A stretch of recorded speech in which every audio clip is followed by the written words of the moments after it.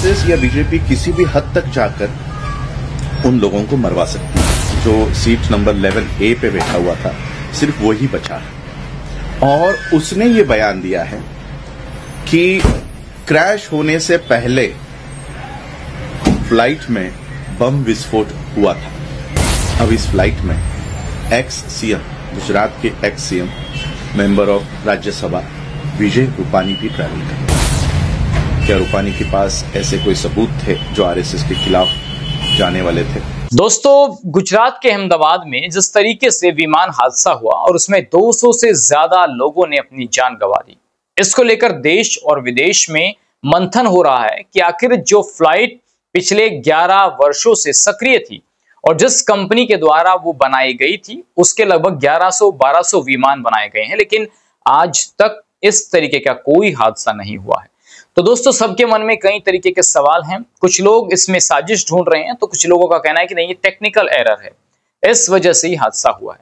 तो दोस्तों, मैंने अभी आपको वीडियो जो अभी दिखाया है शुरू में, ये वीडियो आपने देखा होगा, इसमें आपको एक शख्स बोलता हुआ नजर आ रहा होगा और ये शख्स किस तरीके से जो विमान हादसा हुआ है उसमें एक साजिश की ओर इंगित कर रहा है। मैं ये बात नहीं कह रहा हूं और ना मैं ये कहूंगा कि इस साजिश का हिस्सा है, लेकिन संभावनाओं से इनकार देश के अंदर किसी से भी नहीं किया जा सकता। तो दोस्तों, इस व्यक्ति ने, इस लड़के ने कहां से शुरुआत की, किस तरीके से इसने मुंबई हमले का जिक्र किया, साध्वी प्रज्ञा सिंह ठाकुर का जिक्र किया, मुंबई हमले के जो पुलिस के अधिकारी थे उनका जिक्र किया। जरा पहले वीडियो सुनिए, लड़का क्या कह रहा है। आप लोगों ने हेमंत करकरे का नाम सुना है?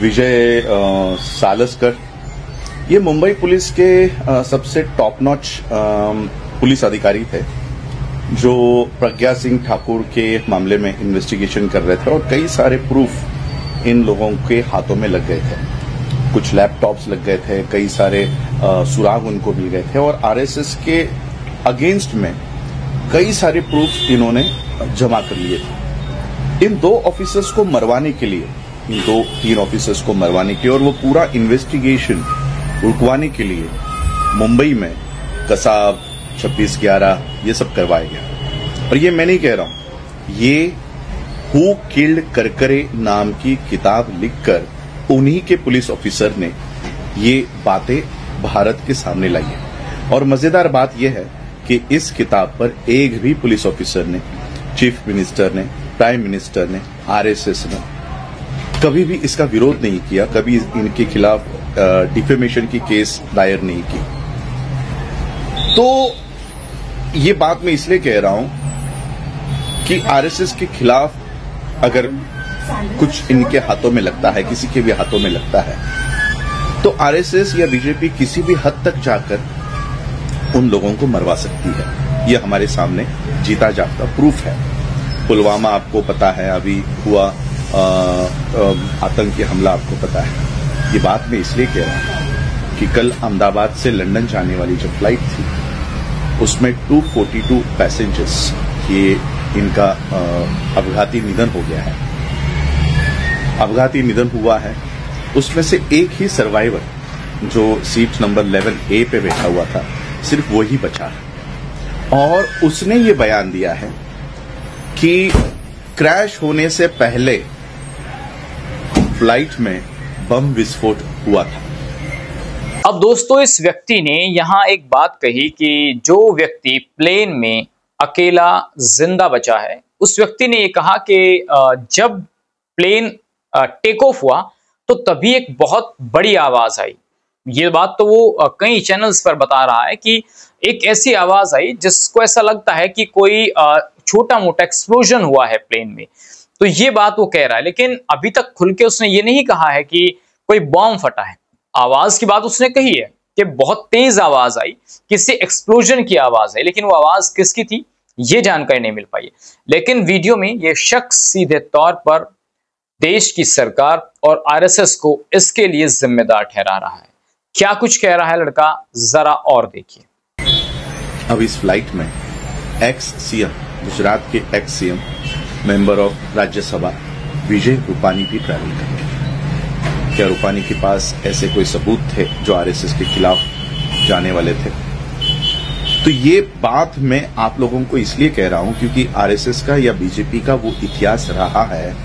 आज हम सभी लोग उन जिनका अपघाती निधन हुआ है उनको आदरांजलि दे तो रहे हैं, लेकिन इस पहलू से हमारा ध्यान भटकाया जा रहा है कि उस फ्लाइट में एक एक्स सीएम ट्रैवल कर रहे थे और फ्लाइट क्रैश होने से पहले उस फ्लाइट में बम विस्फोट हुआ था। तभी तो seat number 11A emergency exit पर बैठे हुए व्यक्ति को वो मौका मिला और वो खिड़की खोलकर ऊपर से ही कूद गया था फ्लाइट क्रैश होने से पहले, और इसलिए वो जिंदा बचा है। और इसलिए ये बात सोचने पे मजबूर करती है, क्योंकि 26/11 हो, पुलवामा हो, ये नहीं देखते कि कितने लोग मरने वाले हैं, कौन लोग मरने वाले हैं। उनका टारगेट जो होता है वो अचीव करने के लिए, वो हासिल करने के लिए ये लोग किसी भी हद तक जा सकते हैं, किसी भी हद तक ये लोग नीचे गिर सकते हैं। दोस्तों, इस वीडियो में इस लड़के ने सीधे तौर पर यह आरोप लगाया है कि जो गुजरात के पूर्व मुख्यमंत्री थे विजय रूपानी, वो कहीं ना कहीं कुछ ऐसे राज बीजेपी और आरएसएस के जानते थे जिनको आने वाले वक्त में डिस्क्लोज कर सकता था, और इस वजह से ये साजिश रची गई है। ये दोस्तों हम बिल्कुल नहीं कह रहे हैं और ना ही हम इस बात की पुष्टि कर रहे हैं। ये सिर्फ मैं इस लड़के का आपको वीडियो दिखा रहा हूं, क्योंकि संभावनाओं से इनकार नहीं किया जा सकता। मैं ये बात फिर कह रहा हूं, एक बार फिर देखिए लड़का वीडियो में और क्या बातें बता रहा है। कि विजय रूपानी एक एक्स सीएम उस फ्लाइट में है और फ्लाइट क्रैश होने से पहले बम विस्फोट होता है। ये खुद उस सर्वाइवर ने, जो एक अकेला व्यक्ति इस अपघात में बचा है, उसने ये बयान दिया है कि फ्लाइट क्रैश होने से पहले ही बम विस्फोट हो गया था। तो दोस्तों, आपने इस लड़के का वीडियो पूरा सुन लिया। क्या लड़का कह रहा है, किस साजिश की ओर ये इशारा कर रहा है, और मैं इस वीडियो के बाद जो अगला वीडियो बनाऊंगा उस वीडियो में मैं आपको एक व्यक्ति का और वीडियो दिखाऊंगा, उस व्यक्ति का बयान भी मैं आपको सुनवाऊंगा। जो बात इस लड़के ने कही, ठीक ऐसी ही बातें कुछ वो लड़का भी कह रहा है। तो मसला यह है कि 2026 में चुनाव है गुजरात में विधानसभा का, तो लोगों को लग रहा है कि विजय रूपानी जो है पॉलिटिकल तौर पर बीजेपी को कहीं ना कहीं चुनौती दे सकते थे। ये इन लोगों का मानना है, ये मैं नहीं कह रहा हूं। ये इन लोगों ने अपने वीडियोस में कहा है कि विजय रूपानी ऐसे एक शख्स थे जो पीएम मोदी, अमित शाह और आरएसएस से कुछ बातों में मतभेद रखते थे, और यही कारण था कि उनकी उनसे बन नहीं रही थी। और ये जो विमान हादसा हुआ, इसमें कहीं ना कहीं विजय रूपानी को ठिकाने लगाने के लिए हादसा किया गया है। लेकिन इसमें क्या चीजें हुई हैं, क्या कमी रही है, ये तो जांच के बाद पता चलेगा। लेकिन इन लड़कों ने, खासकर इस लड़के ने जो बयान दिया है, इसकी गंभीरता कितनी है, क्या ये लड़का सच बोल रहा है और इसकी बातों में कितनी सच्चाई है, इस पर आप क्या समझते हैं कमेंट करके जरूर बताइएगा। और ये वीडियो अगर आपको अच्छा लगा है तो इसको शेयर जरूर कीजिए अपने मित्रों में, और ऐसी खबरों के लिए चैनल को प्लीज जरूर सब्सक्राइब कीजिए। इस खबर को अगर आप फेसबुक पर देख रहे हैं तो हमारे फेसबुक पेज को लाइक और फॉलो जरूर कीजिए, और अगर आप यूट्यूब पर देख रहे हैं तो हमारे चैनल को यूट्यूब पर जाकर अभी सब्सक्राइब कीजिए।